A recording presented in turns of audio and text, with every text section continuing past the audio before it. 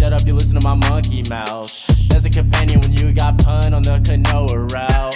Hopped in a portal and got in a fight, Elias knocked him out. Bow, Naruto fighting style. Bow, UFC he tapped out. Bow, we win, we get crowned. Monkey mouth, monkey mouth, monkey mouth, monkey mouth.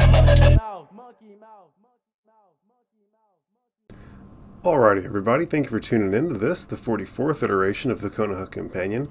This is Joshua, as always, and I'm going to be your Konoha Companion. And on this episode, we're going to be covering episode 43 of Naruto, entitled Killer Kunoichi and a Shaky Shikamaru. Before I dive too far off into that, though, I do want to go over what happened in the previous episode in my own words kind of briefly so we can all be caught up. And so, on the previous episode, Sakura and Eno agreed to fight at full strength against one another after, fighting with the kid gloves on, as Tintin put it. Sakura charges forward using a clone jutsu, and she infuses chakra into her feet to give her a speed boost. And she, has both of her clones throw big kicks, and then as Eno's blocking them, she hits her with a big right hand. At this point, it's revealed that she's not only infusing chakra into her feet to make herself run faster, but she's also infusing chakra into her strikes at just the right moment to make it more powerful. Kakashi recognizes this and even mentions that she's doing a better job at this than what he believes Sasuke could do. So we've found a thing where Sakura is yet again ahead of Sasuke in a particular way. When it comes to chakra balance and control, your girl Sakura is that person in the series so far. Sakura and Eno wind up fighting for 10 straight minutes, perfectly matched, blow for blow, and eventually wind up knocking each other down. Sakura talks a bunch of shit, and Eno cuts her hair to prove Sakura wrong about Eno being more worried about her looks than being worried about her fighting. Eno throws her hair in Sakura's direction, and this was actually just a ploy to get some thin chakra-infused ninja ropes spread around Sakura. Those ninja ropes would later immobilize Sakura whenever Eno busts out and fakes her mind transfer jutsu and forces Sakura to dodge into the trap, leaving her immobilized. This opens her up to the actual mind transfer jutsu, which lands and Eno takes over Sakura's body. Naruto yells from the stands and seemingly manages to awaken Sakura. Sakura grows huge in her mind and grabs Eno in the palm of her hands and casts her out. Kakashi determines that Sakura was able to kick Eno out because of Sakura's defiant heart and combative attitude towards Eno, in conjunction with Naruto yelling and awakening Sakura to start. Asuma, who is Eno's sensei, seems to think that it's because Eno used up too much chakra before attempting the jutsu. Eno asks how Sakura can have two spirits in her, and furthermore asks just what is Sakura anyways, right? So at this point, Kakashi thinks it's because of a complex mix of Naruto speaking and Sakura's combative spirit and defiant heart.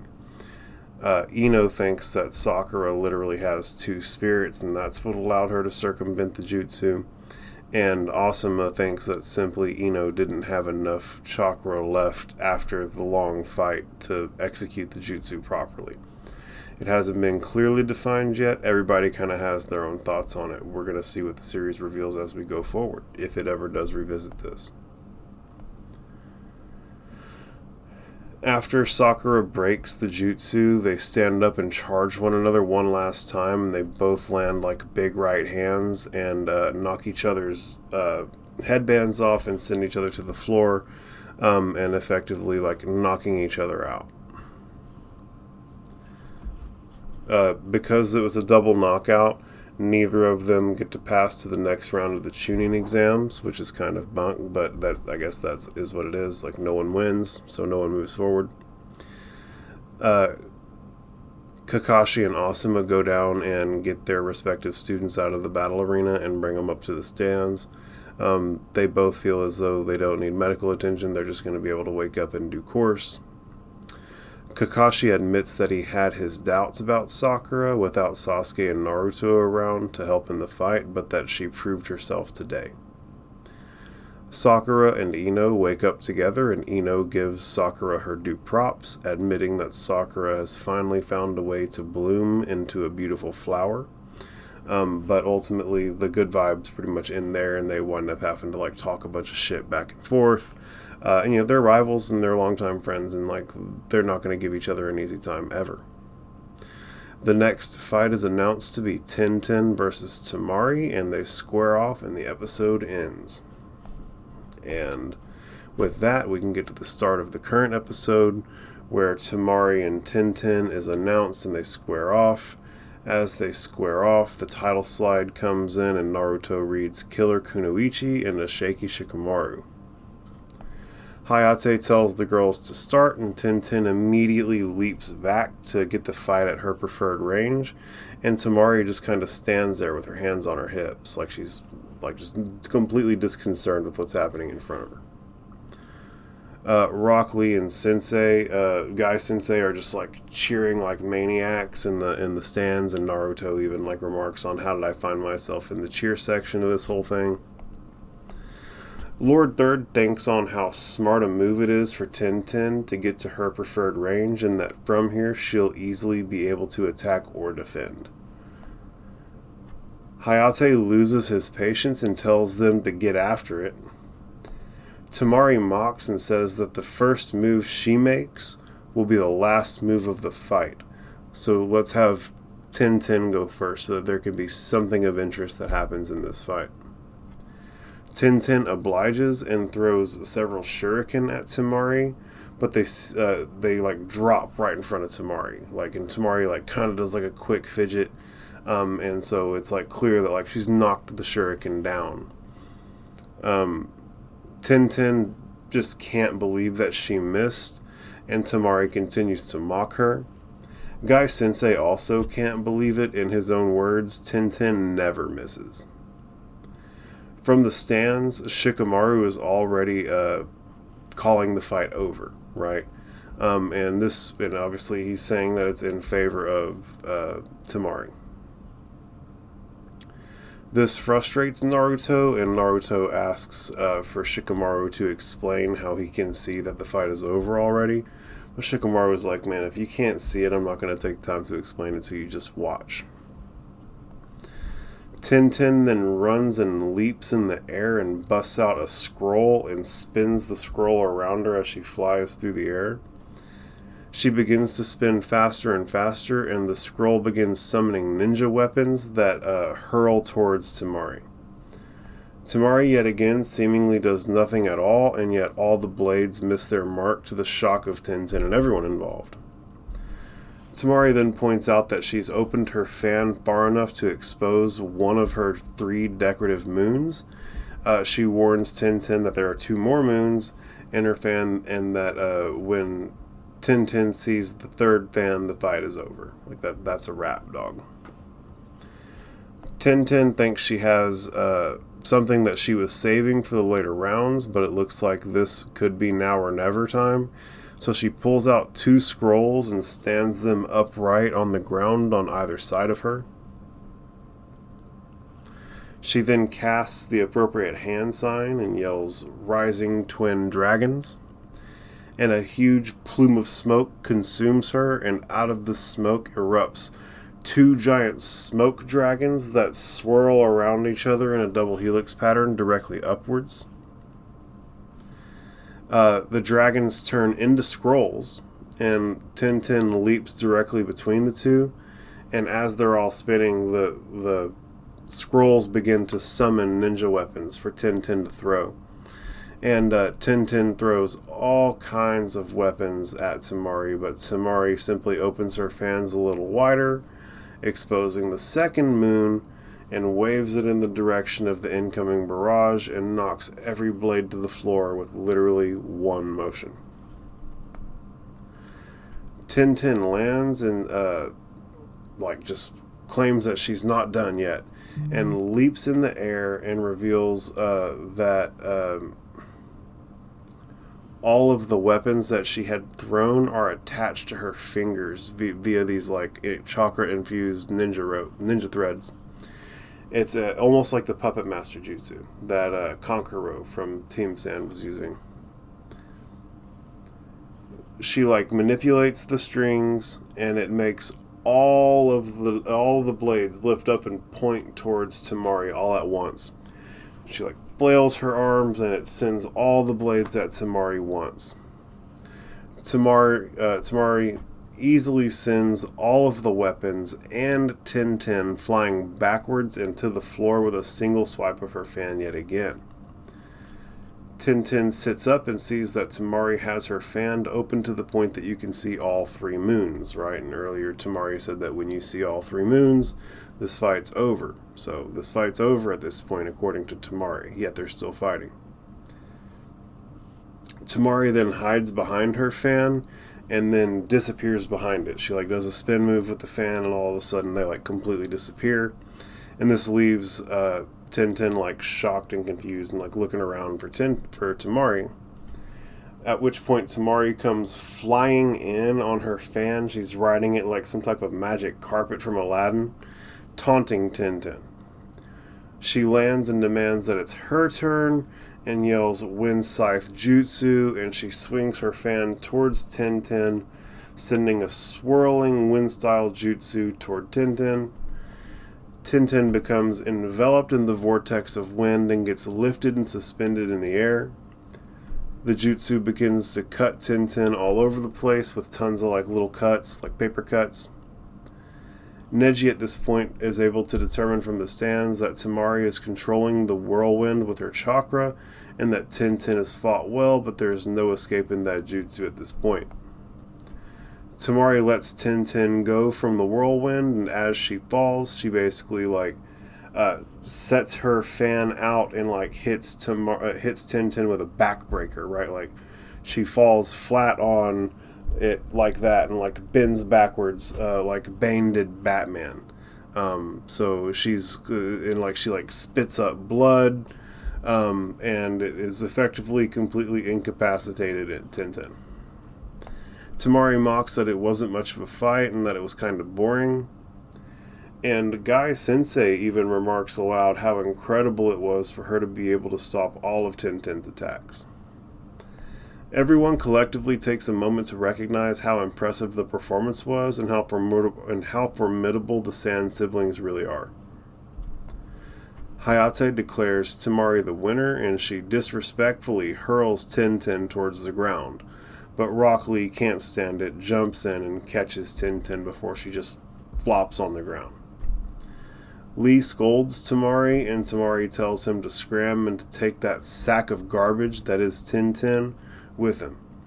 This infuriates Lee, and he goes to Leaf Hurricane spin kick Temari, but she easily blocks it with her fan. Like, just moves it right in the way, and it stops the kick entirely.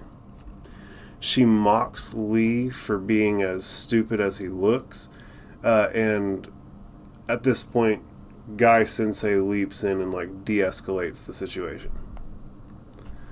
Gaara from in the stands demands that Temari not waste her time on the pathetic loser that is Lee or his ridiculous mentor.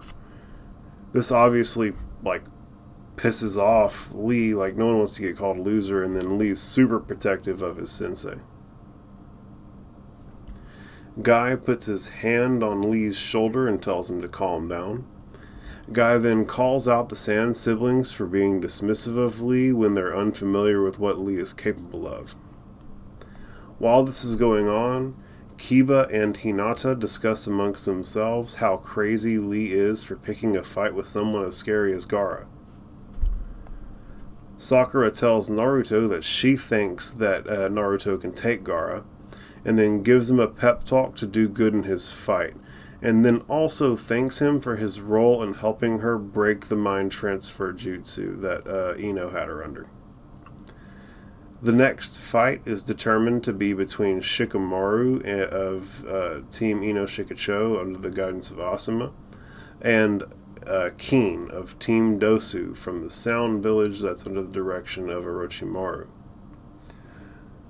Dosu reminds Keen as she's on the way to the battle arena that Shikamaru wields shadows and warns her to be wary of the shadows during the fight, and Keen seems very confident. Shikamaru's generally displeased with having to fight a girl, and as they square off, Shikamaru is additionally displeased with the fact that he never got to see her jutsu, and she was able to see his jutsu during the fight during the Forest of Death, giving him some, communicable disadvantages. Hayate tells them to begin, and Shikamaru immediately tries his Shadow Possession jutsu, which Keen easily dodges, and mocks that if that's all Shikamaru's got, this is going to be really easy for her, and she throws Senbon, the throwing needles. Think back to Haku in Arc 1, right? The little needles that he was using during the Crystal Ice Mirror's Dome. Same thing, except these have additionally bells on them for some reason or another, which will get described. Basically, I mean, we'll just go along because it does get described as we go. Shikamaru squats and avoids them, and they stick in the wall behind him. He then realizes that Keen will be mixing in Senbon that don't have bells, so while he's distracted with the louder ones that are coming his way, she'll be able to catch him off guard with ones that aren't making any noise. Keen at this point then manages to rattle the bells on the Senbon behind Shikamaru with threads from her fingers, and Shikamaru turns to address what the potential threat is that the noise posed, and she sticks him with a couple Senbon while he's, he turns to look at what the bells were, and then he gets hit with some Senbon. Suddenly the bells begin to jingle again, and Shikamaru drops to his knees. Keen reveals that the bells have a special sound to them that causes disorientation, paralysis, and hallucinations. Shikamaru tries to cover his ears, but it's too late, and suddenly Keen turns into dozens of herself, presumably a hallucination at this point on Shikamaru's behalf. Shikamaru realizes he can no longer tell which one is the real one and says so out loud, at which point Keen hits Shikamaru with 3 Senbon and tells him next time she'll throw 5, and she'll throw a couple more at him every time until he looks like a hedgehog. Shikamaru talks shit, and Keen agrees to take him out quickly, and she goes to throw her Senbon but realizes that she can't. Suddenly, all of the fakes disappear, and it's revealed that she's been caught in Shikamaru's Shadow Possession Jutsu. Shikamaru reveals he'd cast a thin shadow along the bottom of the threads, pulling the bells that Keen was using to pull the bells.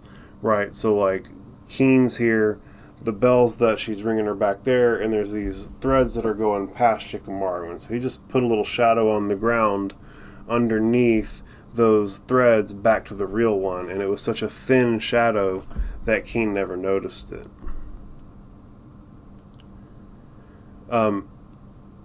At this point, Keen mocks that Shikamaru won't be able to do anything because his jutsu forces them to mirror each other's movements. So if he does anything to hurt her, she'll be doing something to hurt him. Shikamaru then throws Shuriken, forcing her to throw Shuriken at him as well. Shikamaru leans back to avoid the attack, and so too does Keen.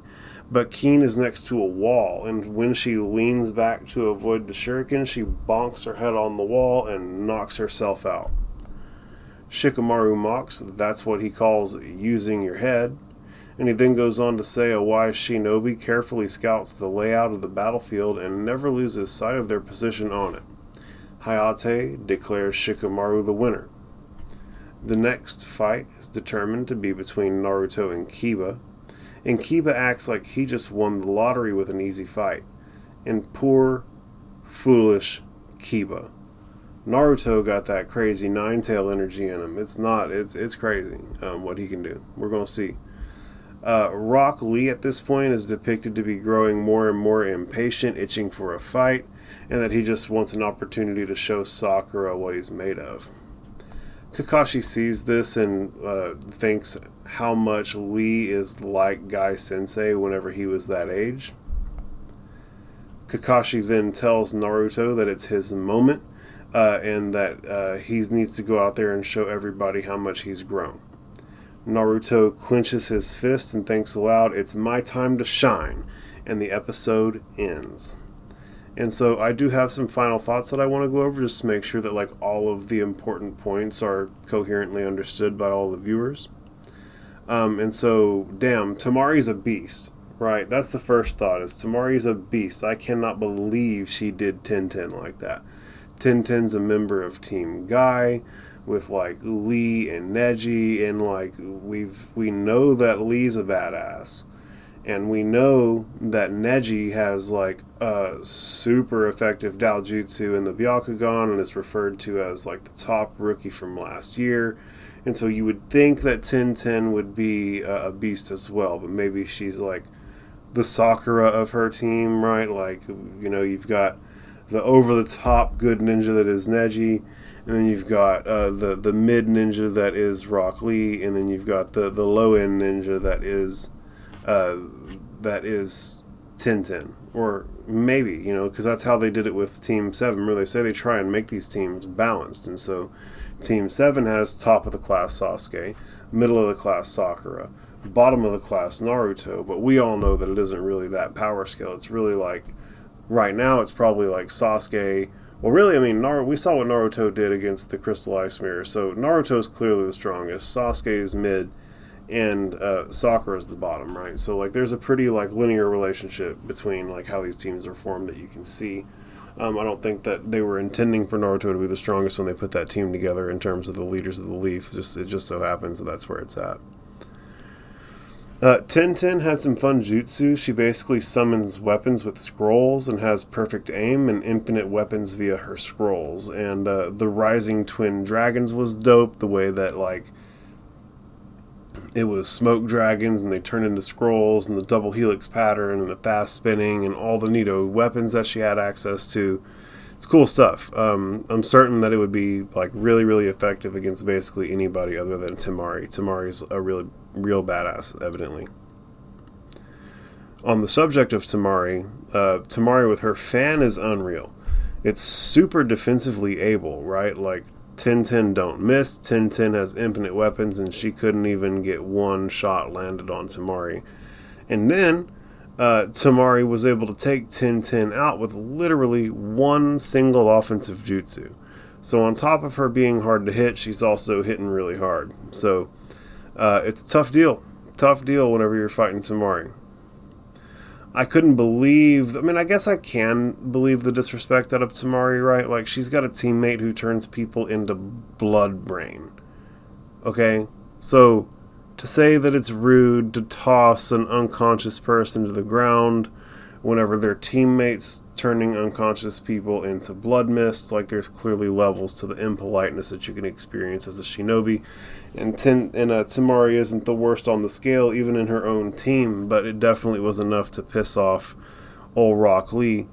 And again, shout out to Rock Lee for being like a god-honest good dude, white knight type. Saw his teammate was being disrespected, couldn't handle it, came down, scalded Temari.